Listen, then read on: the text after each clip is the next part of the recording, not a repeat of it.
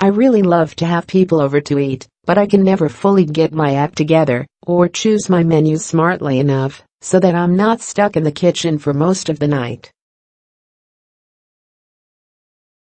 This is probably one reason potlucks were invented, to ease the burden of the hapless host. Another solution: put your friends to work in your kitchen. I mean that in the best way, of course.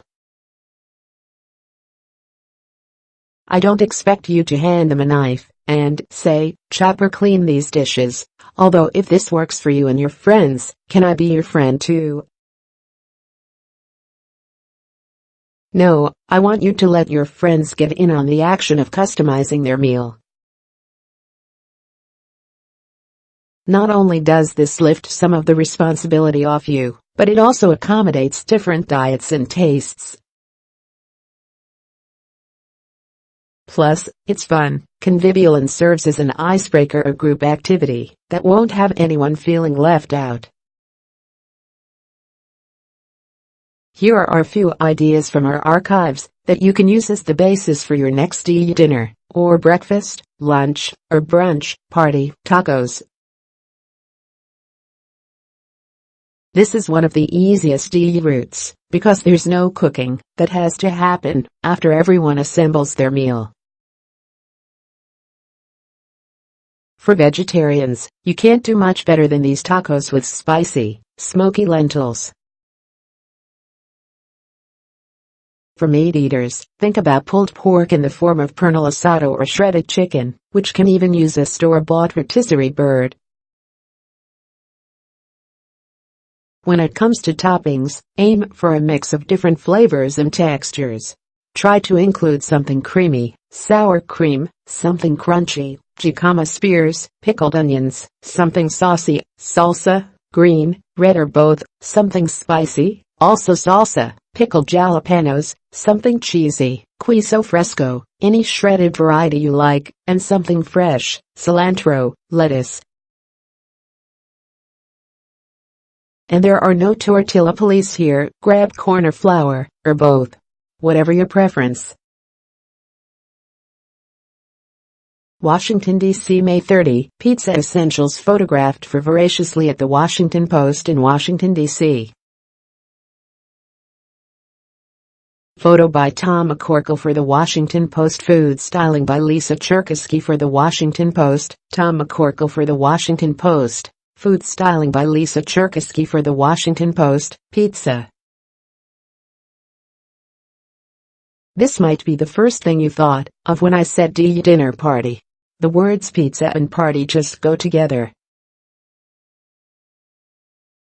It's definitely a great way to go, but it can be a bit more logistically challenging, especially if you're only able to bake one pizza at a time.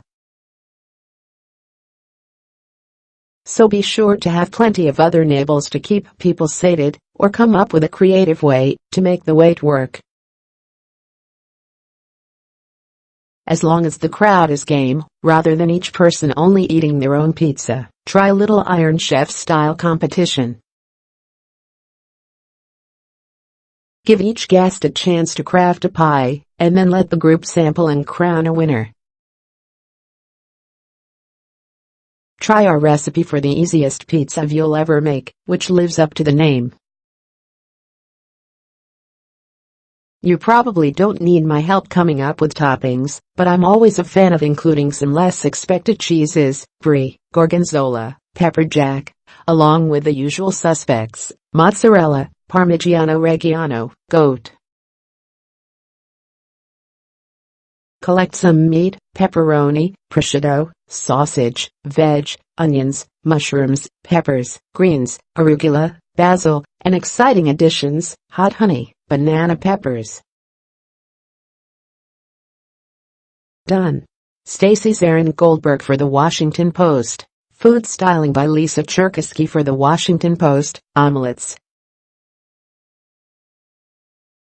The omelet station was one of the most popular spots at my college dining hall. Go to any hotel breakfast buffet, and you're probably going to witness the same phenomenon.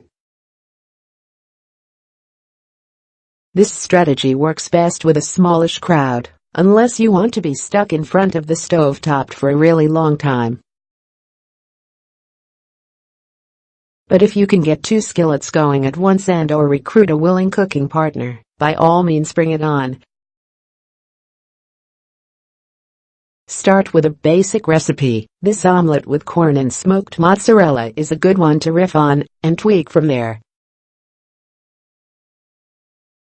Put out an array of diced vegetables, herbs, cheeses and meats. A green salad will round out the meal, and give your guests something to nosh on while the eggs are cooking. A basket of muffins is always popular too. How to make better Bloody Marys at home. Deb Lindsay for the Washington Post. Chili. This one requires a bit more work up front, but still allows for plenty of customization.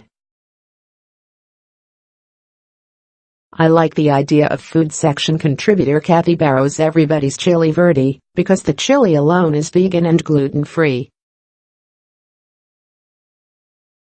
The accompanying meatballs can be added by anyone who wants them. Put out an array of other toppings, including cilantro, sliced scallions, sour cream, pickled or sliced jalapeños and hot sauce. Something crunchy would be welcome too, including tortilla chips or even Fritos.